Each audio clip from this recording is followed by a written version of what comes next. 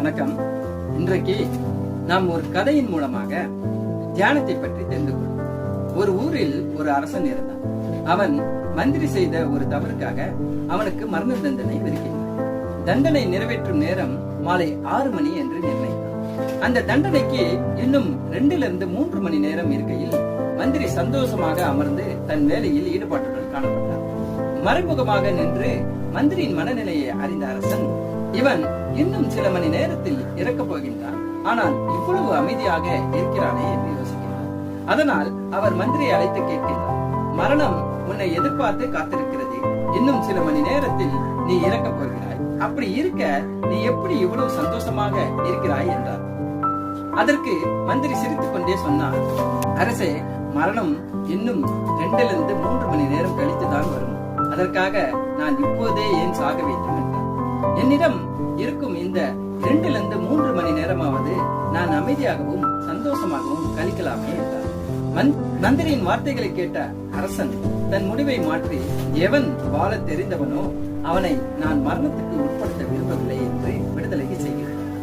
வாழும் கலையின் முக்கியமான சூத்திரமே மகிழ்ச்சி, அமைதி, தியானம் ஆகும். எவன் ஒருவன் எந்த நிலையிலும் மகிழ்ச்சியாகவும் அமைதியாகவும் இருக்க கற்கிறானோ அவன் வாழும் கலையில் தேர்ச்சி பெறுகிறான். இங்கே வாழ்வதற்கான முக்கிய தகுதியாக தியானத்தை பற்றி சொல்லியிருக்கிறார். அதை பற்றி சொல்லும் முன்பாக பிரபஞ்சத்தை பற்றி தெரிந்து கொள்வோம். அப்பொழுதுதான் தியானத்தை பற்றி ஒரு முழுமையான புரிதல் நமக்கு உண்டாகும். அதாவது அறிவியல் படி பிக் பேங் தியரி, அதாவது பிக் பேங் கோட்பாடுக்கு பிறகு உருவான காஸ்மிக் மைக்ரோவேவ் பேக்ரவுண்ட் ரேடியேஷன், அதாவது CMB எனும் மங்கலான கதிர்வீச்சை விஞ்ஞானிகள் கண்டுபிடித்துள்ளனர்.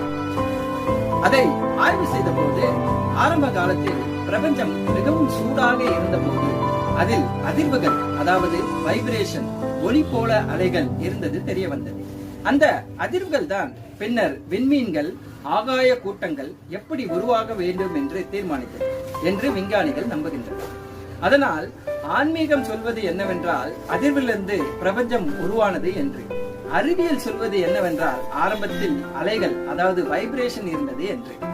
இரண்டிலும் ஒரு அளவுக்கு ஒற்றுமை இருப்பதை நாம் இங்கே காண முடிகிறது.